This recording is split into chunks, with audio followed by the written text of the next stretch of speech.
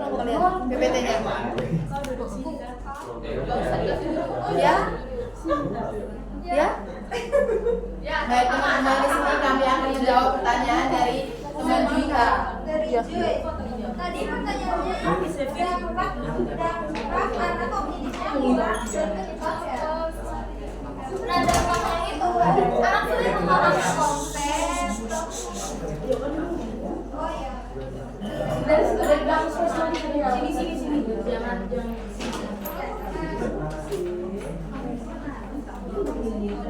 Ya.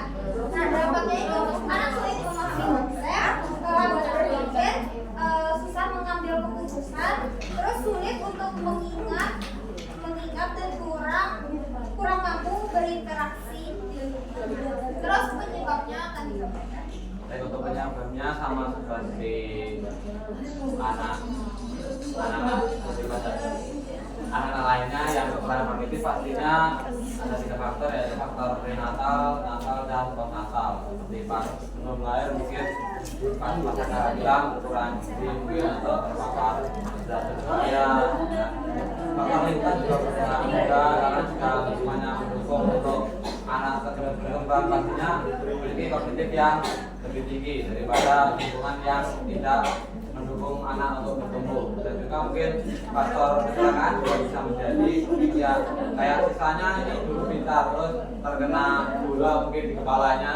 Nah, tiba-tiba siswa tersebut pusing dan masuk rumah sakit. Nah, ketika dicek memang ada kerusakan di bagian otaknya, itu juga bisa menjadi penyebab kognitif anak turun.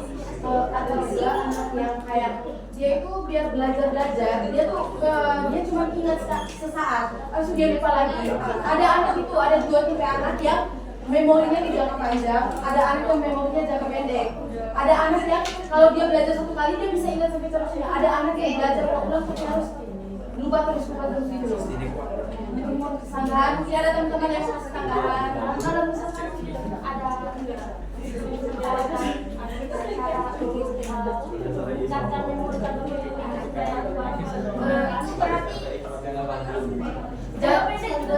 jangka pendek itu kan dia belajar dia lupa. Berarti harus diulang terus-menerus.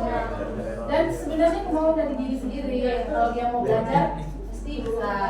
Karena kalau kita melatih terus kan pasti dari kita yang orang bisa bilang karena lemot gitu loh, itu tuh bisa. Intinya dari diri sendiri gitu. Baik, di sini kami akan menjawab pertanyaan dari temannya Bila.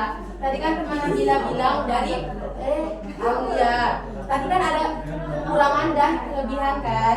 Jadi yang mana lebih dominan gitu loh dipraktekin di lapangan.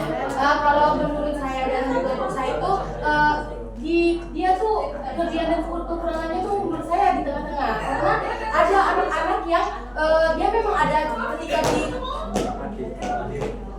ketika diajarin sama ibunya itu dia itu ada yang menangkap walaupun pertama dia tuh nggak bisa gitu loh, tapi waktu diajarin dia bisa. Karena menurut saya waktu observasi itu ada anak yang begitu, ada anak yang juga diajarin terus dia itu nggak bisa, dia tuh apa gitu loh, susah gitu. Ada anak yang dari dia susah nggak bisa belajar gitu, bukan tapi kayak diberi media apapun dia susah, tapi kalau dia kan diulang dia bisa. Ada anak yang gitu. Jadi kalau menurut saya itu saya nggak bisa pilih kekurangan atau kelebihan karena menurut saya itu sama. Tapi kalau mungkin teman Nabila mau kasih sama Intinya ada tahap-tahapnya dulu. kalau memang mau ada perkembangan. Kalau dari yang kita observasi terus kita tanya ke gurunya gitu loh, ada gurunya yang bilang oh dia dulu nggak bisa Bu, tapi nggak bisa Mbak, tapi kalau dilatih secara bertahap dia bisa. Ada yang dilatih nggak bisa. Kalau latihannya ke Sedekat itu itu lama cuman setidaknya ada dari yang sebelumnya mungkin teman dari Bunda Sanggahan. Apa sanggahan aja? Lah sumpah. Alhamdulillah. Ya serius, terima kasih. lanjut ke sekolah. Baik, kesimpulan kesimpulannya, teori kognitivisme menekankan bahwa belajar adalah proses mental yang aktif dalam pembelajaran anak berkebutuhan khusus. Teori ini sangat penting karena membantu guru menyesuaikan pembelajaran sesuai dengan kebutuhan siswanya. Dengan pendekatan yang tepat, pembelajaran menjadi lebih efektif, bermakna, dan inklusif.